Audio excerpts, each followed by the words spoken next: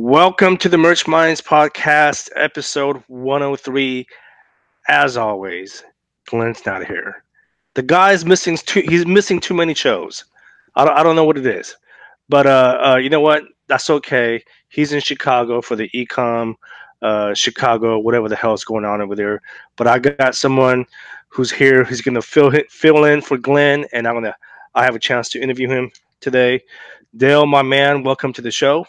Dude, it's good to be here. Level, we were right here. Energy was right here. We get on. I'm turning it up. I'm turning it up. So, folks, listen, I'm not as good looking as Glenn is, but I'll tell you what, I'm going to see about delivering some serious energy, and we're going to go ahead and have some fun. Because Yong and I, when we get together, we make the universe explode into a multiverse. Nuts. Yeah. So it's funny because, obviously, I've worked with your wife, Kelly Roberts. Mm-hmm. A few times now behind the scenes, and we never talked. Like I always knew who you were, but we never talked. Yeah. And then I remember when Kelly coached me and Glenn in the whole Create Space and KDP publishing. I remember I think it was maybe before or after that coaching session, we started talking with you. And I was like, man, this guy's a cool guy. But yeah, and then we finally met in person in Seattle, and it was just like a bromance. It was like we knew each other for years, and we just hit it off. Man, that was we're at the Merch conference, and I have to share this story. Sorry to interrupt. Absolutely, this is great. Please. So of course we stay up all night before the two of you are supposed to go on and speak. And by the way, you guys, you put on a great show. It was literally like watching the podcast just on stage. And there was a great dynamic. And I told you guys, I was like, I'm going to try to crack you up. Glenn wasn't having it. He was seriously stone-faced. But as soon as you look over, you're going, I could see you just whispering like. Wow, I wasn't trying to look at you because I knew you were going to try and make me laugh. That's why I was just like, I was looking straight the whole time because I knew as soon as I look at Dale, he's going to do something stupid. It was great. Yeah, we had a lot of fun out there at the Merch conference, and we got to connecting. And yeah, by the way, you should really. And I'm not trying to say disparaging words about my wife. She's only feet within me, so she can obviously karate kick me if she wanted to. But consider yourself very fortunate. She does not coach many people. Like literally, it's something she doesn't like doing. So you must have really struck a chord with her to take time to. Yeah, that was super cool. That was super cool because I know eventually after that, she came out with the course. But yeah, like you said, Glenn and I were very fortunate to get that live coaching from her. Yeah, and I don't think she's done that with anyone else, right? Nope. She literally has closed down the doors. She just doesn't. It's not one of her favorite things. I'm special. Hey, well, of course you are, man. We didn't even have to know it from that. That's the thing is, with us, we try to do things that fulfill us. And, we could chase the paycheck. We could be like, okay, great. We charge $1,000 per hour. We're going to fill up our stuff with coaching clients. But the both of us are very creative individuals. And so that's why sometimes we kind of defer away from coaching unless it's absolutely necessary and we resonate with people. I think a lot of people will usually reach out to me in coaching in the past. And I usually say, they're like, how much do you charge? I'm like, well, first of all, let's talk. Because I want to make sure that we can gel well. Because there's some times where I've connected with some people and I'm like, this ain't working. You can't throw enough money at me in order for me to do coaching. Because once again, we're both creative individuals, and she especially is very creative. And I've always just told her, do the things that's going to make you most happiest, because I've got to live with her at the end of the day, Yong. I know. You see her every day, and you guys practically work together because you guys both do the whole publishing and the YouTube, which we'll get into. But I'm going to go over my numbers now.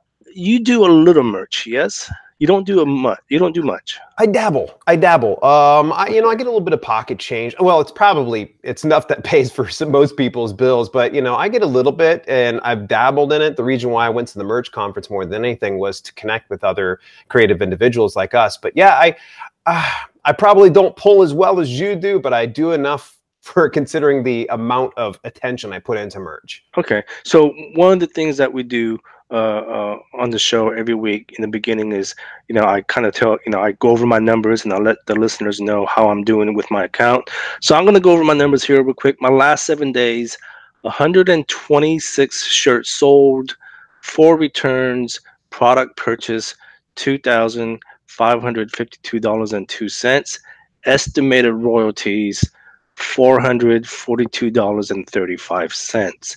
So the number is slowly going up. In the past, it's been right around the $400 mark.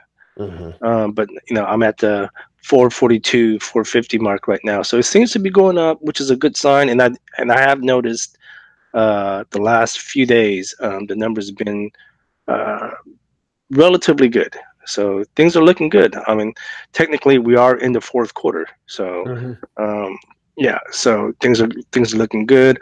Let's see. There was an announcement from Amazon this week. Uh, women's 2XL and kids 2 and 3 sizes will now be available. And then women's 3XL will be available for the standard t-shirts. So that's good for us as content creators because that just means it'll be on more products. Yeah, it's less exclusionary because there's going to be some people. It's more inclusive. There we go. That's the word I'm looking for. And there are a lot of people. I'll run into some of them that need the larger sizes, and I Yeah, always feel kind of absolutely. bad that I can't offer that. So that's exciting news. That's a good thing. So absolutely. So kudos to Amazon for doing that. Let's see. So I want to talk about some things that's going on in my life and stuff, and then we'll get into the interview with you, Dell. So, and one thing I wanted to mention, and I actually messaged both you and Kelly about a month ago because I had talked about this designer, this kid that I discovered. And remember, I messaged both of you guys, and I was like, Yeah. Dell, how much would you pay for something like this? And you said, "Oh man, that thing's freaking awesome." What did you tell me? I think I quoted you $50 per design, maybe $60 per design. Kelly lowballed you. Kelly said 20. Freaking Kelly, right? Oh my gosh. But anyway, so this kid, like I said, I discovered him by accident. He kind of fell into my lap, and he's been doing some designs for me. And then I convinced him to take on some clients for the merch community.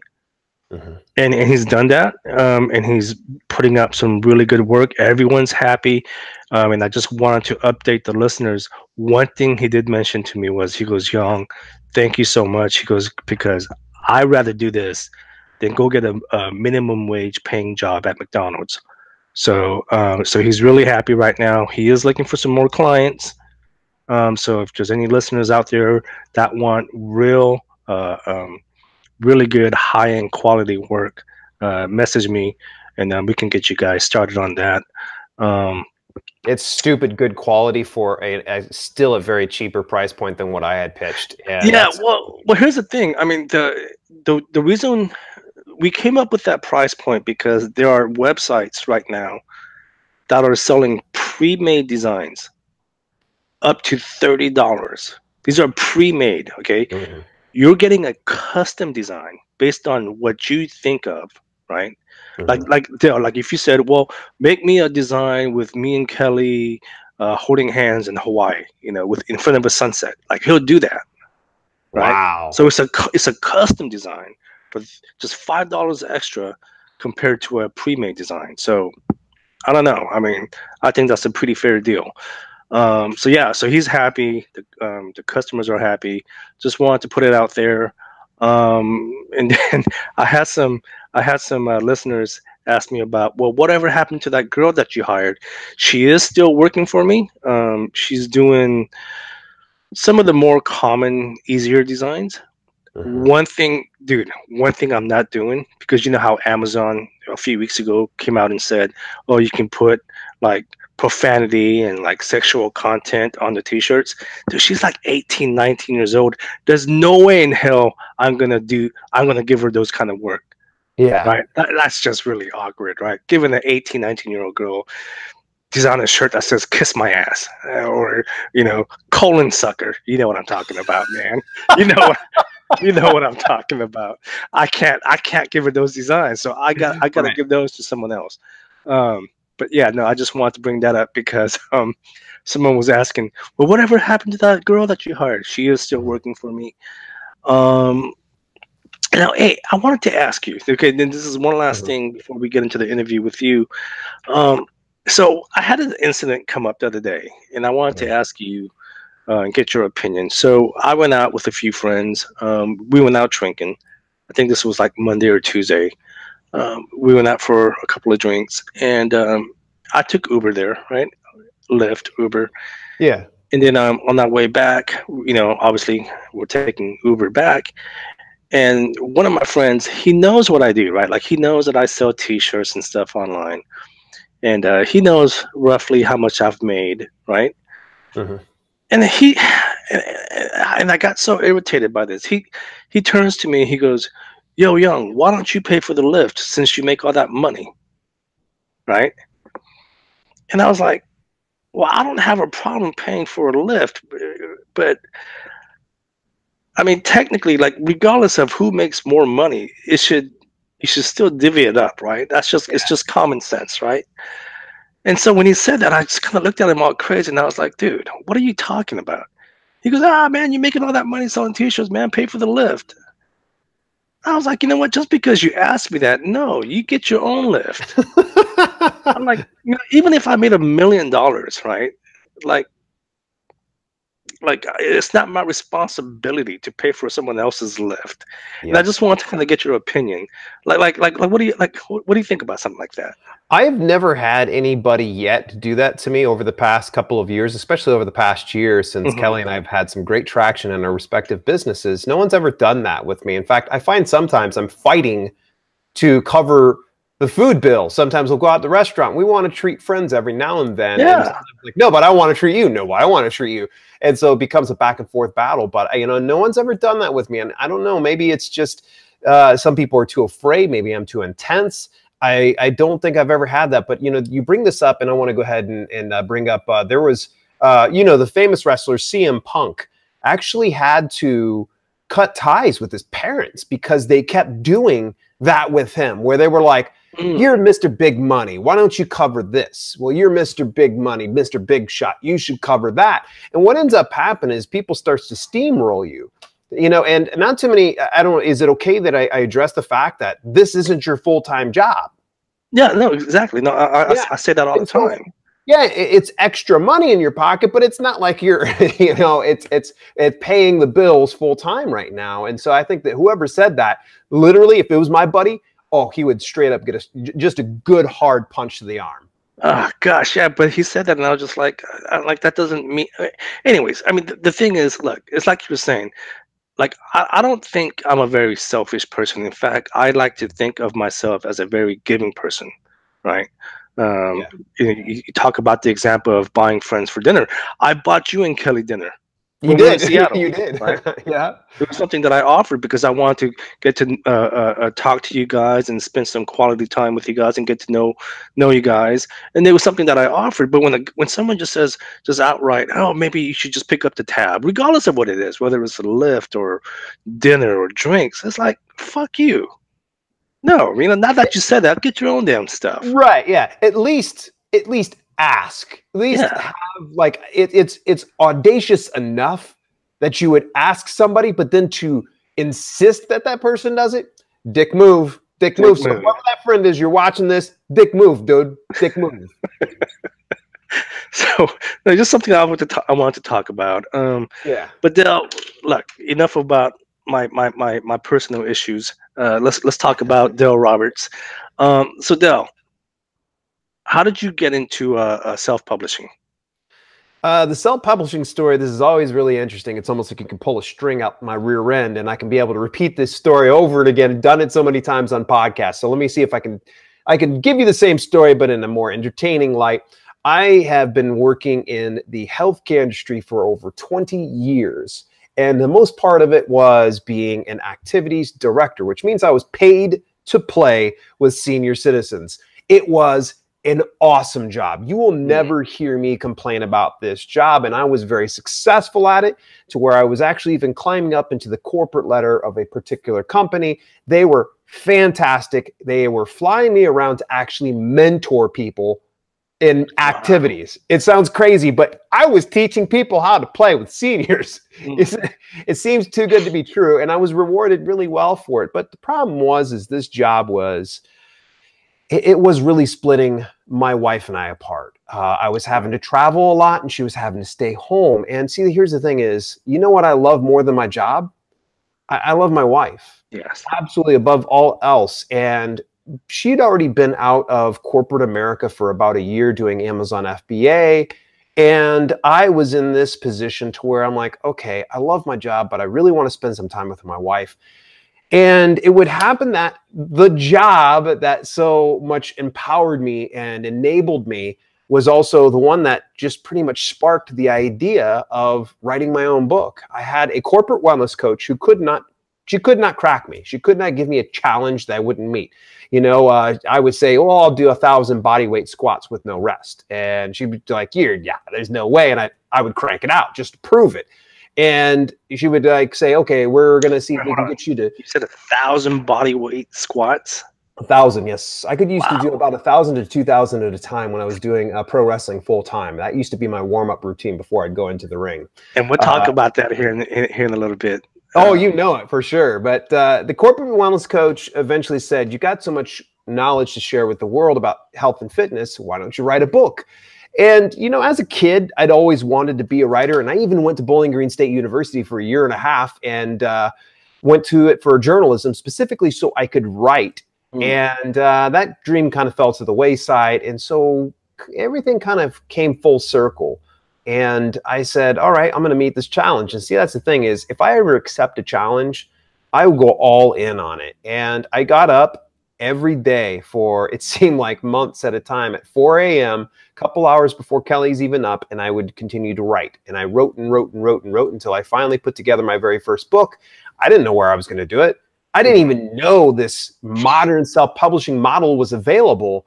And I'd actually went to a printer's to see if I could self-fulfill it and, you know, pretty much get the garage full of books. And when I did even deeper research, just when I stumbled over CreateSpace, soon to be deceased CreateSpace.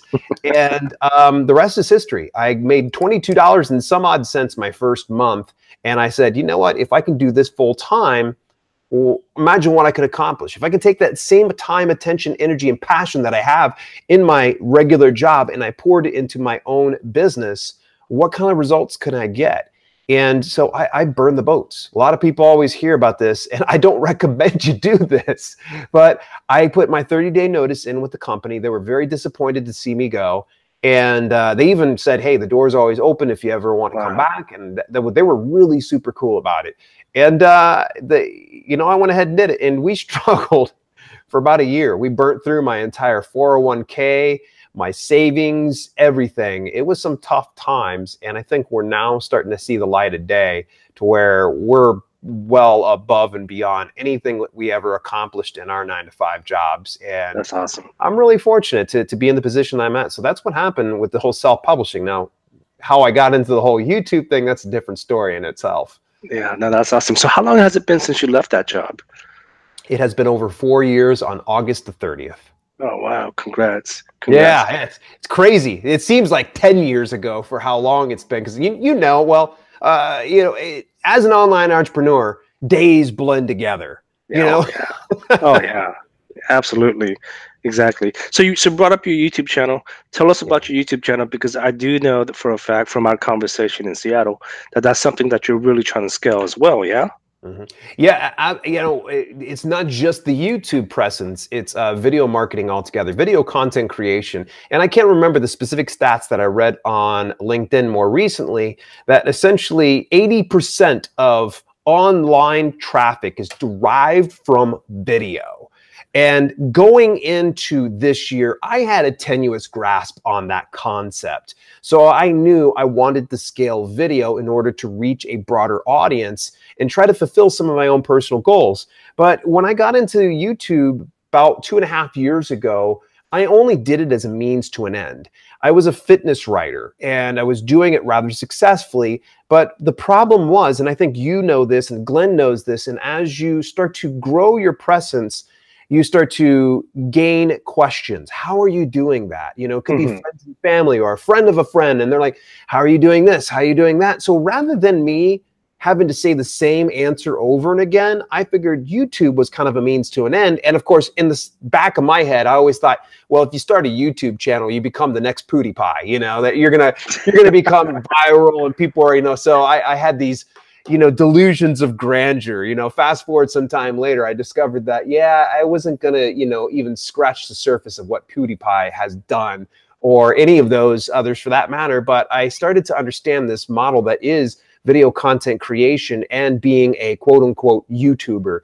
I like to kind of think of myself as a video content creator because I'm not just on YouTube. I'm on YouTube. I'm on Twitch. Twitch is actually where I'm at most of the time here lately. I've gone all in on them. I'm on Prime Video Direct. I'm on LinkedIn Video. LinkedIn native video, by the way, is something that no one should sleep on, especially since it's a business-to-business model. And I am super excited about this, and I've seen some great results thus far with that. So that's why I'm in the video content creation space. It's crazy to know that we're in the day and age that video is just, you know, all-consuming. People are digesting your content via video or even through audio. Because there's times, like, say, for instance, I'll listen to your show, and I'm just listening to you in the background as you guys are talking, and I'm working on some administrative tasks. Yeah, yeah, no, absolutely. You know, people always talk about, oh, Young, why don't you do more videos? And it's like I was telling you in Seattle, man. I don't like, to me, this is natural, right? Like you and me having a conversation, it's natural. Man, I've tried doing a live video where I'm doing you know, just having a conversation by myself. Yes. Man, I can't do it. It doesn't feel natural to me. Some people just, you know, they just have it. Like I know you have it. I've watched Kelly, your wife. You know, she has it. Glenn has it. I don't have that. I've tried it, and it's just I can't do it. You like that two-person dynamic where you're able to bounce things off, and that makes sense. Yeah, you do have to have.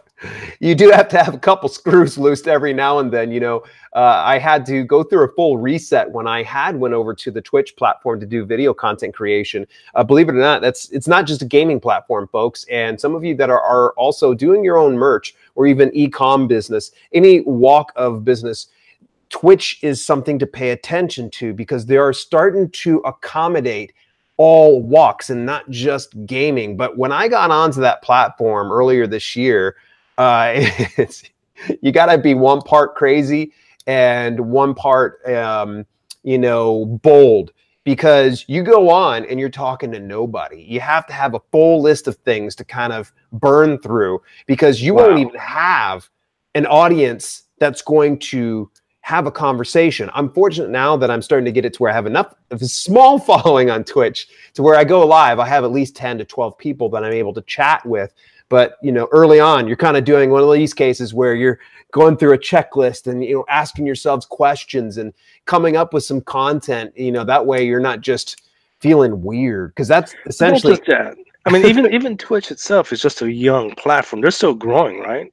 Oh, absolutely. Yeah. You know, it's Amazon owned too. So a lot of people aren't familiar with that or aware of it, but Amazon is pouring a lot of time, attention, energy, and costs into growing and developing Twitch. And you know what?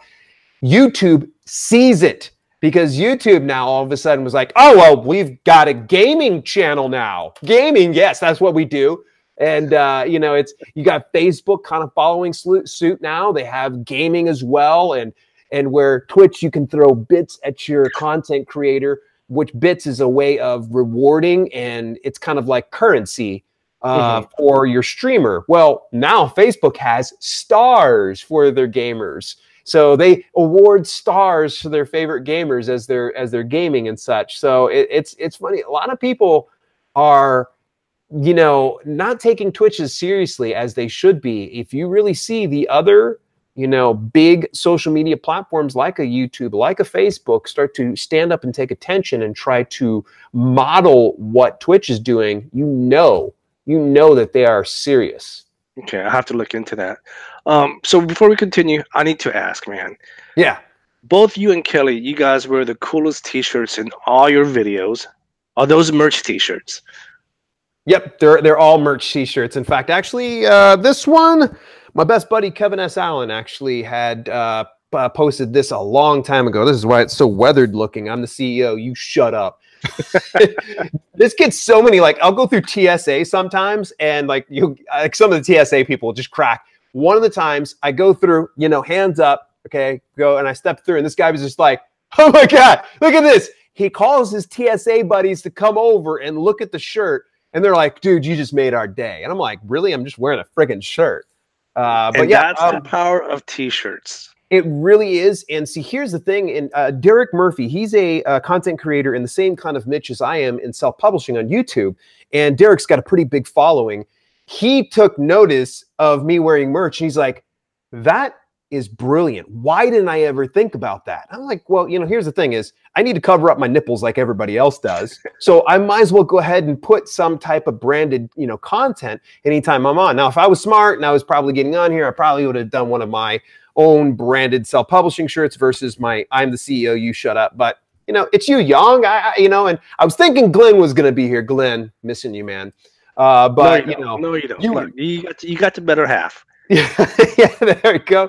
So yeah, you know, this is why I say I don't take merch as seriously as some people do. So just think of it as, you know, it's super simple, a set and forget type thing. And the nice thing is I'll get residual shirt sales. One of my, you know, bigger ones, indie author, hashtag indie author, anything that's author related, like my writer's block one. I think you've seen that. That one sells really well. It's knowing your audience. And if you're going to be visually in front of people, wear that merch. you got to be a whore for your brand because absolutely. And that's something that I want to start doing more is just wearing some of my own shirts that I design. So that maybe in 2019, I'll start doing that more. Absolutely. You know, what's really cool about you and Kelly is, and I know this for a fact because I talk to you guys on a regular basis, whether it's through Messenger or voice. Yeah. Most couples, they work together, but you guys, what's cool about you guys, it seems like you guys are doing your own thing. Yeah. Right? Yeah. It's safer that way. I don't want to be stabbed in my sleep. Wake up, you're like, ah! Right. Yeah. Yeah. Right. Exactly. So here's the thing is two of us are very, we're very much type A personalities that we like to have that control, but also in the same aspect, we are neither one of us, I would say, is the alpha in the relationship. I usually will kid around and I'll say that, you know, I wear the pants in the family, but you know, she just tells me when to put it on. No, you don't wear the pants, dude. I wear the skirt. I wear the skirt. Yeah. You know, but at any rate, you know, the thing is, I want her to have freedom and to express herself in the best way possible. We might have disagreements, but I understand that it's not going to, if it doesn't endanger me, what point is it for me to try to sway her opinion on something? You'll see sometimes in our live broadcasts, we'll have a disagreement on air. People think it's freaking hilarious. And, you know, and of course I have to like, you know, literally like overreact sometimes because, you know, people are like, oh, that crazy Dale. Well, it's all for show, really, at the end of the day. Sorry to blow it for you guys. And it's, you know, some people are like, oh, it was so awkward. I couldn't help but keep watching. But yeah, Kelly runs, she literally filed her own limited liability corporation as well as I filed my own. And, but here's the cool thing is we, at lunch, breakfast, dinner, any time that we feel like it, we're able to kind of have our own in-house mastermind. I'm able to kind of sound some stuff off on her, and she does the same thing likewise.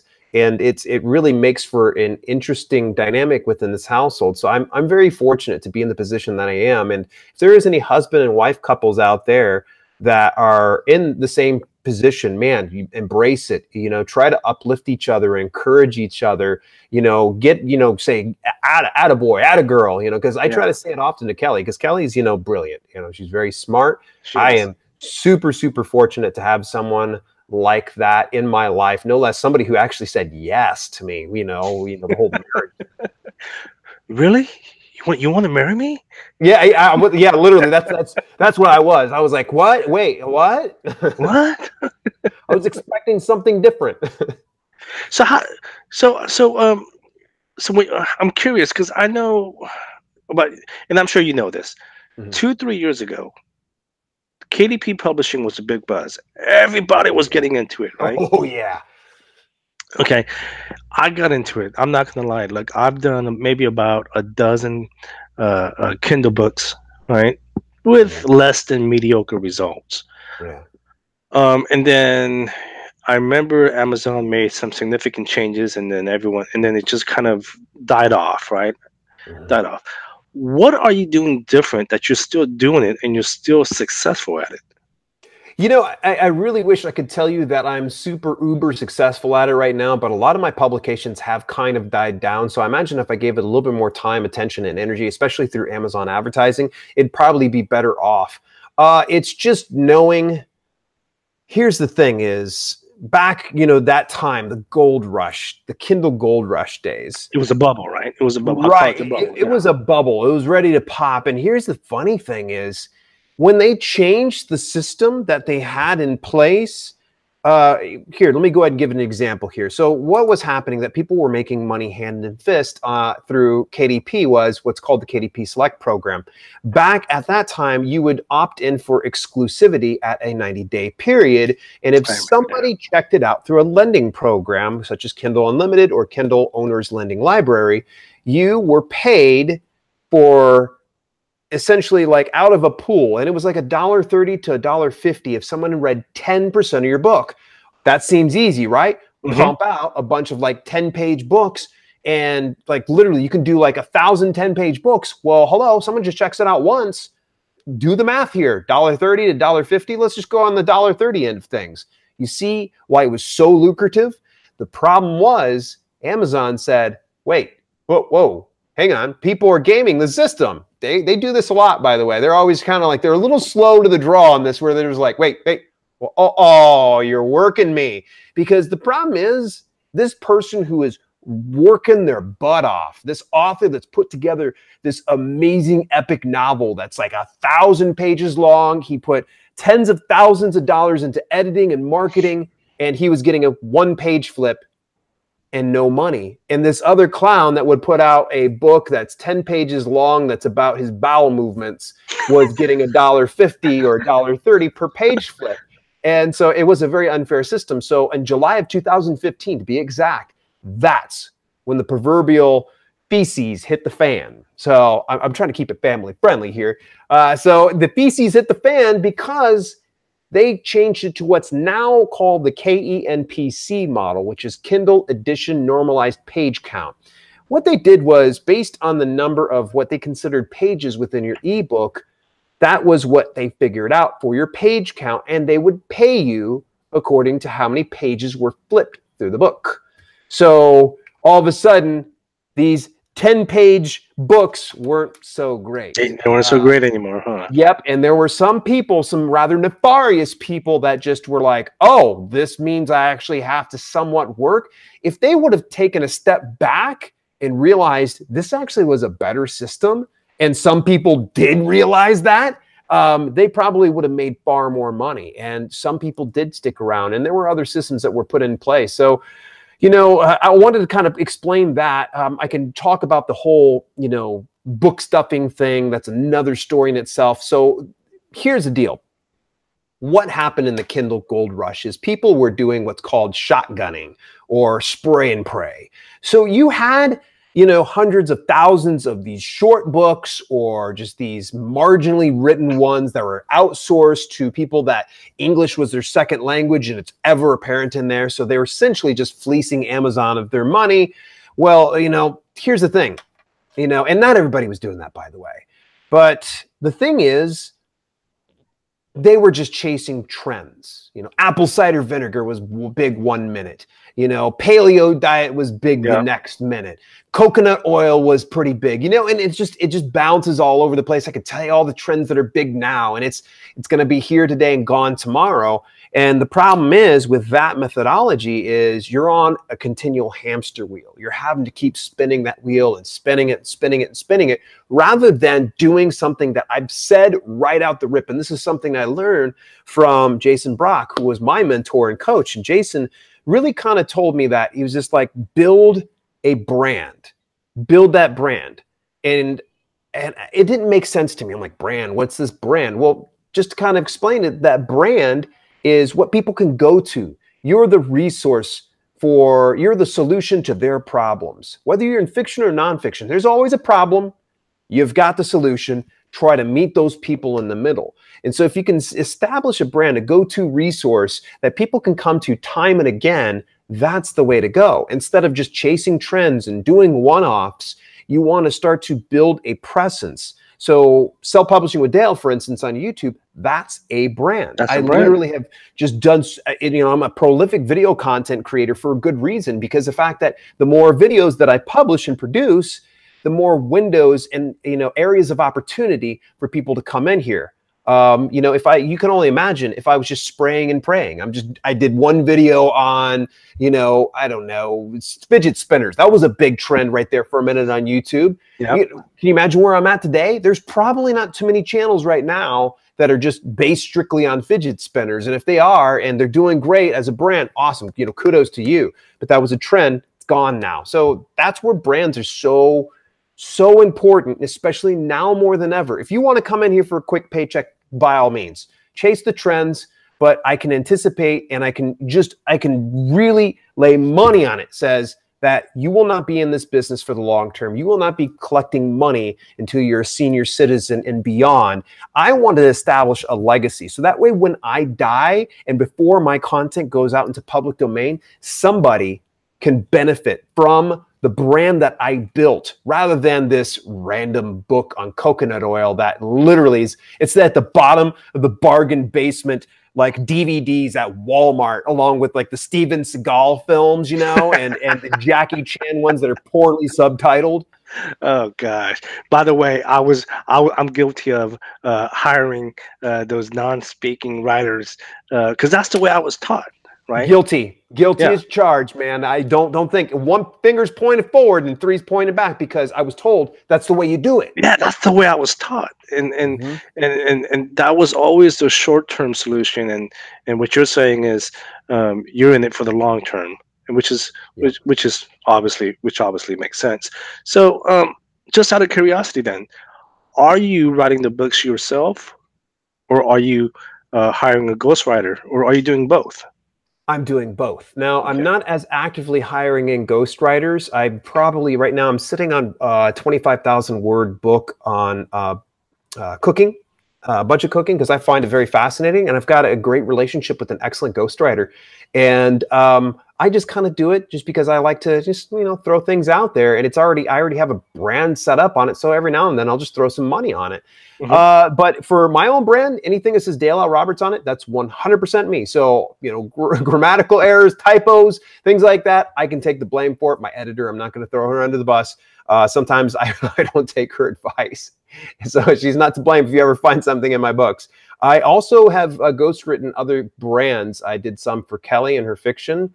I have done some, actually my own fiction writing as a children's author underneath the pen name of Dale Lewis. And nice. It's actually, that's probably one of my more crowning achievements, but it's so sad. It's literally like my redhead stepchild. I pumped out 3 good books on it, and I just never followed through. So it hit bestseller status, I think, for the first book. After that, though. But, the nice thing is it sits and it collects passively. So every now and then when I get like a few bucks here and there, I'm like, oh, look at that. I remember doing that one a few years ago. It's super cool, isn't it? Yeah, super cool. Absolutely. So let me ask you. So you mentioned Create Space earlier. Yeah. They moved over to KDP. Yeah. I think most of us know that by now. Is that a good thing? To me, I think it is. There's going to be a lot of people that disagree. Now, this is my opinion, and I am the expert on my own opinion. I am an enthusiast for productivity.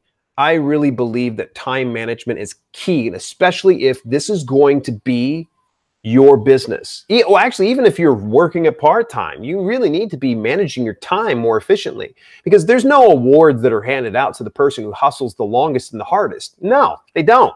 No one cares that you did 18-hour days trying to produce your merch shirts. Like, I did 1,000 today. Great. You want a medal or a chest of pennant on, as my mom used to say.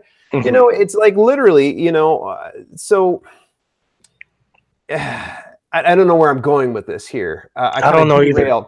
Yeah. I have no idea what you're trying to say. Yeah.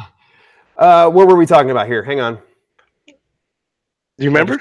Yes. Go ahead. Why is CreateSpace moving to KDP a good thing? CreateSpace to KDP. I'm sorry. There we go. I got derailed, folks. I do this. I'm like squirrel. I'm off to the races here. So one place instead of two places. Simple, right? I mean, literally, I would rather have it because it's going to the same platform, for crying out loud, and it's run by the same company. You might as well put it in one spot. A lot of people are like, don't put your eggs in one basket. It's the same payday. It's the same paycheck at the end of the day. Same person writing. In fact, I would prefer to, and I even said something to the KDP print team when I had them on the phone. I was like, if you guys can move ACX over there, that would be a huge favor to me. I would like to have my audiobooks, my ebooks, and my print books all in one spot so it's easily accessible and I can manage that from one spot, as opposed to log into this one, check the reports, log into this one, check the reports, log into this one, check the... Nah, just give it to me all in one spot so that way I'm not having to have my attention split. You guys already seen. Just right now was a great example of how easily derailed I am. So yeah, I think it's a good thing. Now, the thing is, they've got a lot of work to do. They have a ton of work to do. They did not get past the beta process of KDP print. So the software is flawed. There's a lot of just really laggy, slow upload time. But the thing is they don't have something set up. And this is something I recommended to their team, was to have crash reports available. So when it would go for too long, so someone's uploading a document, it should, CreateSpace would take a matter of minutes. Whereas now KDP print will be like a matter of seconds sometimes, and other times it'll be like going for hours, which is unacceptable. You don't I've have experienced time for that too, yeah. Yeah, and it's ridiculous. It's real intermittent. They're getting better. But here's the thing is, if they'd have those crash reports available, this would make life a little easier. But you know who the crash report person is? You. If you're having issues, you have to report it to them. And I know, speaking to my contact, he's like, I appreciate you saying that. That is really awesome. And that's exactly what we want people to do, is when they're finding some issues with their upload time, they're finding some issues with interior reviewer or the covers, report it to us. Because sometimes these things aren't going through on their end. They don't see that. They're taking care of hundreds of thousands of accounts. Do you think they're sitting there going, well, let me go ahead and watch for Yong Chong's thing? Oh yeah, it took him 3 hours to upload. They're not paying attention to your individual accounts. Right. Yeah. And again, guys, we're talking to Dale Roberts, and for those of you guys wondering, well, this isn't merch related, but it is print on demand related. That's why I invited Dale to come on the show, because this shows it's not just merch, it's print on demand. So you mentioned audiobooks, and I know you talked about it a lot in Seattle. Is that the next big thing? Man, I'm telling you, it really is. And to tie this thing together here, and this will help out some of your merch folks, because there's one thing I can't stand about listening to some of my favorite podcasts is when they I'm getting on for something about self-publishing, and then you bring in the self-help expert telling me about mindset. No, if I want to hear stuff about mindset, I'm going to go over to listen to Tony Robbins or, Eric Thomas, things like that. But here, let me go ahead and tie this together, folks. Merch, if you're crushing it on merch, kudos to you. But one of the things I would really recommend is diversification. We're going to come to the audiobook portion here. Promise, don't let me get derailed. Diversification in your online business is absolutely critical, because you just never know. At some point or another, you mistakenly file a shirt that has a trademark on it, and Amazon's like, whoa, hang on, that's a trademark shirt, screw you. They pull the carpet out from underneath you. You might have tens of thousands of designs, and here you're left out in the cold with no backup plan. So at the very least, think about and entertain ideas with print-on-demand books. Ebooks are pretty, they're dead simple to do. And then audiobooks. Audiobooks is where it's literally the direction of the business is going. This is and I'm sorry, I have to be anecdotal here, folks, because I don't have the actual citations here. You can look up authorearnings.com to get the full details on this. But over the past 2 years, year over year, ebooks, their popularity, okay, the global sales, the total global sales for ebooks has dropped by 5% year over year. All right, but you know who's starting to slip up into its spot? audiobook. It has increased year over year nearly 30%, actually over 30%, excuse me. I think it was like last year was like 35% increase in global sales. Now, unit by unit, unit for unit, ebooks sell more than any of the other ones. But here's the thing is, ebooks are inexpensive. So you can sell a ton of ebooks and make an okay amount of money. You can sell an okay amount of paperbacks and make great money. And that's where a lot of the global profits are coming from. But audiobook is starting to position itself to be that land of opportunity.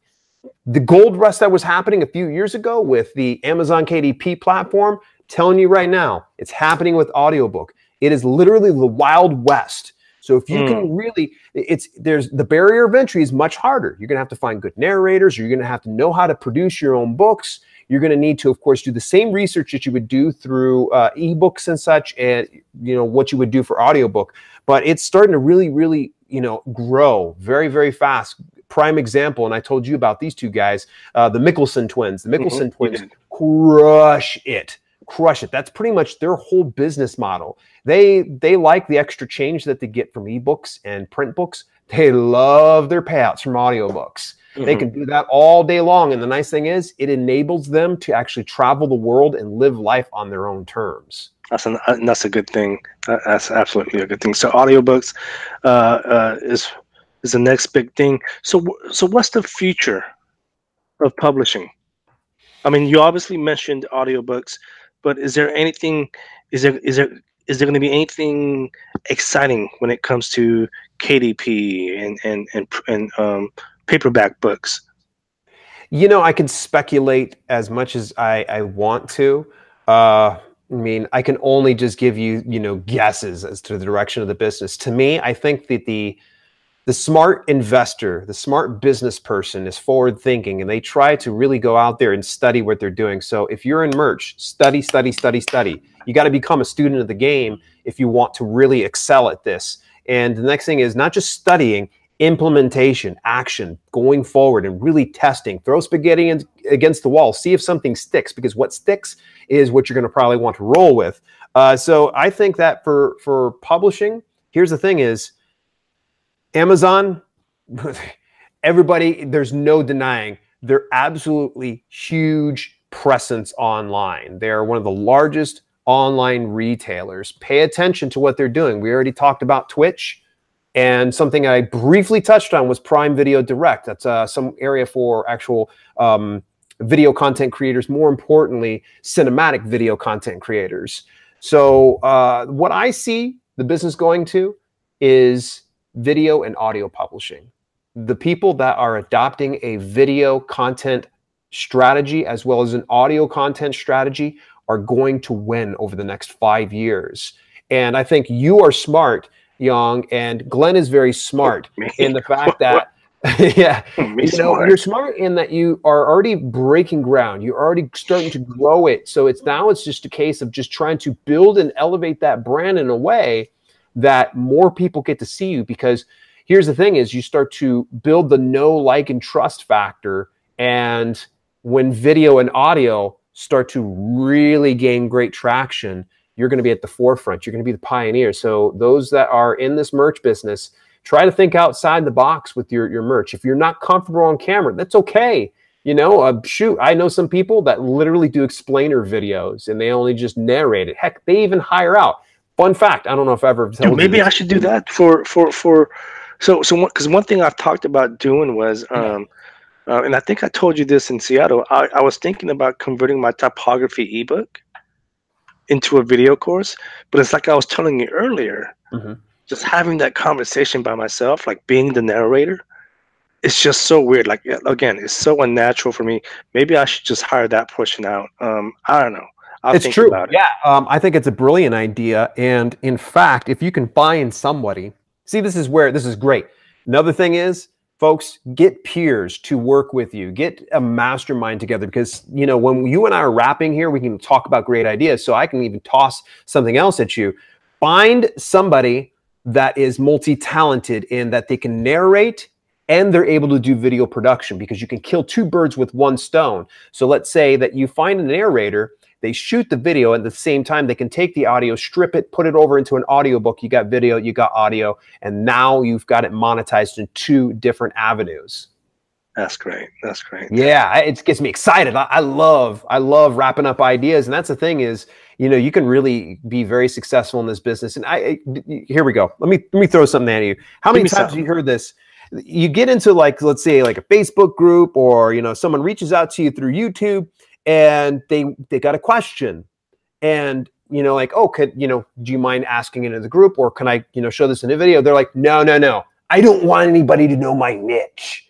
I don't want anybody, my niche, you know, my niche. And I'm kind of like, you realize that there on the other end of your niche is an audience buying your content, right? Like, so it's not a secret.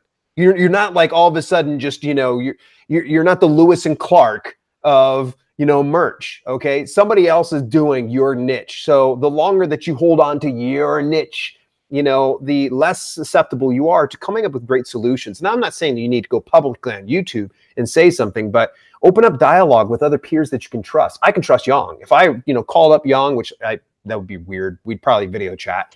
I hate the phone.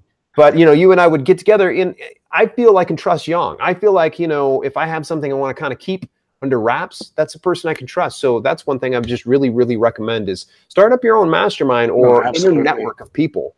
No, absolutely. I mean, you know, and I said this earlier. I mean, we talk on a regular basis now.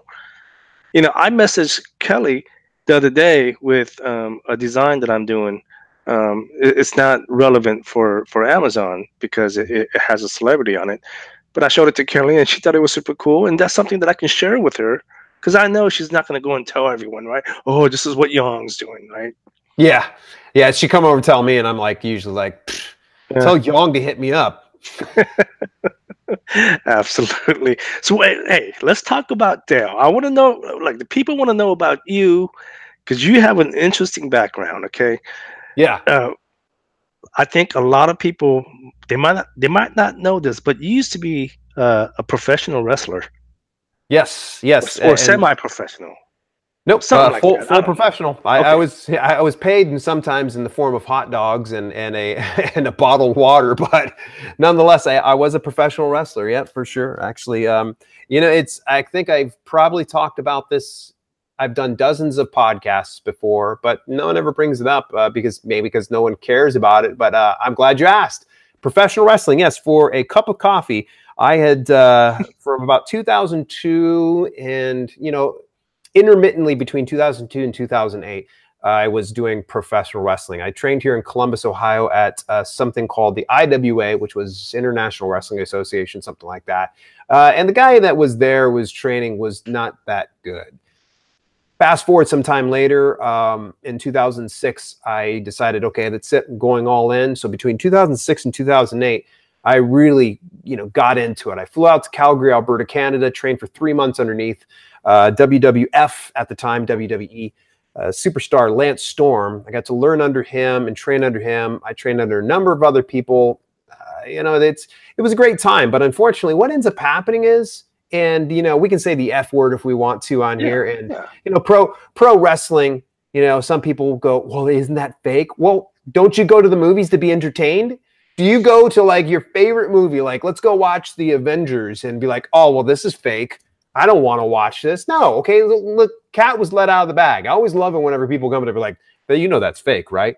You're like, yes, you know you're an asshole too, right? So I think it's real. That's just me. The pain, the inherent pain is very much real. You know, the funny thing is sometimes it's the smallest things that hurt you the worst. Like you could take like a power bomb and be like, okay, I'm good to go. But then you know, you take a buckle, like literally you run into a turnbuckle back first. It's like, oh, you know, it's just sometimes just the worst. But yeah, from 2006, 2008, I did it. And unfortunately, the injuries started piling up and I was pretty much faced with the option of having to get surgery on my low back for a second time. Now, the first one was not from wrestling. First one was actually work related, but the second one was from wrestling. And I just politely ducked out. I felt like my quality of life was so much more important in the long run than to have to hobble around, because I had permanent damage, you know, in my low back that would radiate down to my left leg. Made life miserable. But I had some great connections over the year. I know some guys that are in the business that are succeeding so freaking great, and I'm so proud of a lot of them. But yeah, pro wrestling is very interesting. A lot of people always wonder, you know, are you gonna ever write a book? I'm like, no. Why is that? Tell-all books that, like, literally, okay. you know, it's one of those cases they'll put you in hot water with some of the wrong people, you know, and you know, so dude, you can do it, but you can have a pen name. Right, yeah, I'm sure that someone would find out. They'd be like, weren't you on this trip with me? I remember. I remember. I know that was you. Yeah, for sure. It's, you know, pro wrestling, it's like a brotherhood and a sisterhood, because, you know, there are female wrestlers as well. And it's like a fraternity / sorority where you get each other's backs. Yeah, it can be political like any other job can be. But, you know, when you have your life in somebody else's hands and vice versa, that you have somebody else's life in your hands, you tend to grow closer with those people so much quicker. And that's why I feel very fortunate that I'm in the position that I'm in. But I don't think I'll ever write a tell-all book, because there's some stories that are just best left unwritten. Yeah. No, I remember when I first talked to you, and Kelly had mentioned that you used to wrestle, and I was like, "What? He used to wrestle?" Because I was a huge wrestling fan growing up, right? Like,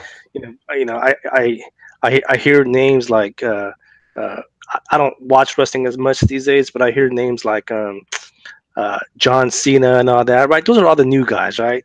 Yeah. But like, I remember when I was talking to you, we were talking like Tony Atlas, Jimmy Superfly Snuka, and it just brought back so many memories. I was like, oh man, this is so cool, man. You know, British Bulldogs and all that. And I was like, oh man. So it was really cool talking wrestling with you. So how does a wrestler become a vegan? This is something I don't understand. Explain this to me. Fun fact, actually, if you look it up, there's quite a few vegan wrestlers, and one of which, I'm not sure if he still follows it, but Daniel Bryan, you know, he's very big main eventer with WWE. I do know that he doesn't eat meat for sure, last I knew of it. But Austin Aries is another big name that's vegan. You know, I didn't get into this particular lifestyle until we found ourselves at financial odds. We had relocated from Ohio, my wife and I, in 2011, and we literally just kind of did it on a whim. Let's move to the West. We wanted to try somewhere warmer. We want to try our hands at something. We had some dreams, and we were going to do it. And we sold all our worldly possessions, packed up my cat, threw it inside the car, and took whatever possessions we could fit in my car and her car, and we went on out to Phoenix, Arizona. And the problem was we ran out of money really fast, and we didn't have really any form of gainful employment until a few months in, which oddly enough, my very first official employer was Amazon. That's when I got to work in an Amazon warehouse. So I've got a lot of ideas of what's the inner workings inside a warehouse. And this is FBA warehouse, right? Yep. I actually, here's a fun fact, just to kind of veer off course just a little bit. I used to work in what was called receiving. So people that in FBA would send in their products over to Amazon, and Doc would get it. They would check the boxes in. They would send it to the people in receiving. Receiving would, of course, document it, put it inside the registry, send it up a little conveyor belt, and it would end up getting stowed away. And then someone come through, pick it. It'd be sent from pick to pack to dock, on out the door. But my normal role actually was in receiving, and I became an ambassador within 2 weeks because they loved how quickly I was picking up. And I used to really specialize in what was called prep record. So if somebody in Amazon FBA didn't feel like, you know, creating an ASIN or a product registry for their particular thing, I was the guy. So they would send in their boxes, and they'd be like, you figure it out. So I would have to research the product. I would have to, you know, find out what it is, all its specifications, make sure it matched up, and then I would get an ASIN, and I would create an ASIN, put it there, and then I would record it and then receive it. So that was my fun little story. So the problem was we were, just like I said, at financial odds, and my wife has been a vegetarian lifelong. Doesn't eat meat. Me, I'm just kind of like, you know, we get out there in Arizona, and we're like, you know, barely making ends meet, and here I am like opening up cans of tuna. You want some? Oh no, that's right. Yeah, just Yeah. eating tuna and, and throwing back chicken breasts and things like that. And it came down to a point where I felt kind of selfish that, I'm like, okay, I'm, not making any sacrifices, and yet she is. And I'm like, you know what? I would rather take the money I would otherwise spend on meat and put it in towards vegetables. So I did a little bit of research and I just said, okay, this is worth a shot. And I would say it was early 2012, about March 2012, when I said, okay, let's give it a month.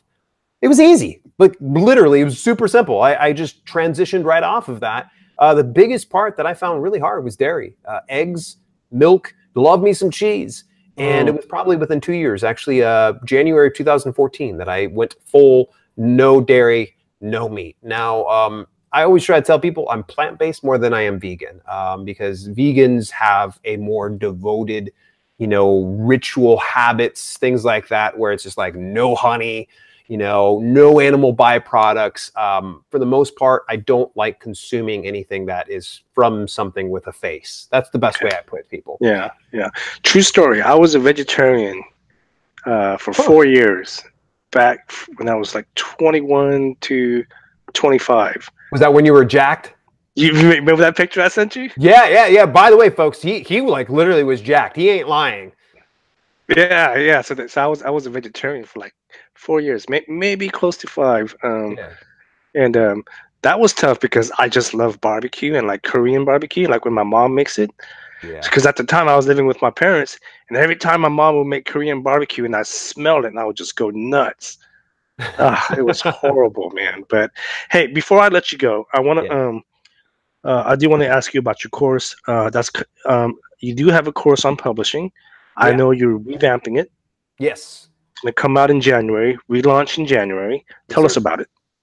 So here's the thing is, it's the DIY publishing course, and right now it's not available, but you can still go to the landing page at DIYpublishing.biz to get information about it. It's just nothing's going to be available for sale. I want to get it to where I show people the exact systems that I have done to build and grow a publishing business. And this means, everything from the content creation to the writing to the hiring out ghostwriters if you need to doing the book covers, making sure that you're publishing in the right niche. There is so many from A to Z. It's a very thorough program. And by next year, I'm going to be going back through and fixing some of the modules, since Create Space is pretty much no more. So I've got to go and focus a lot more on KDP print. Thanks a lot, Amazon, making more work for me. And I'm going to be talking a little bit, of course, about doing the no content and low content books, because believe it or not, guess who really started that whole trend over here in the household? Just Kelly perfected the model. That's all. Okay. And also I'll be talking about, of course, doing video publishing and audio publishing, because I think that, once again, it comes down to diversification. So I want it to where it's a one-stop shop. People can pick up this course and they get everything from point A to point Z that has made it to where I can do this full time. Yeah, absolutely. And that's going to be in January, you said, and I'll remind the listeners come January. I'll let them know, hey, the course is available. So yeah, man, it's cool stuff, man. Thanks for being here. Any final comments, thoughts? You want to tell me how great I look? Anything? Dude, yeah, of course I do, all the time. Like, that's why I'll probably just wait till we're off air so no one actually gets it on video. Okay. Actually, if you guys want to reach out to me, feel free to find me on YouTube over at Self Publishing with Dale. You can even go to selfpublishingwithdale.com. You get everything. That's pretty much my hub. You can find all the podcasts that I have from Self Publishing with Dale. You can even stumble over Kelly too. That leads over to Kelly and other things. And hopefully Yong will have you and Glenn over, because we need to talk about merch. My audience needs to know a little bit more about diversification. And I think that anytime, brother, very qualified. Anytime. And I know Kelly's right there, so tell her I said hello. And we'll talk soon, man. Thanks for being here. Hey, thanks. I appreciate you having me on, and take care now.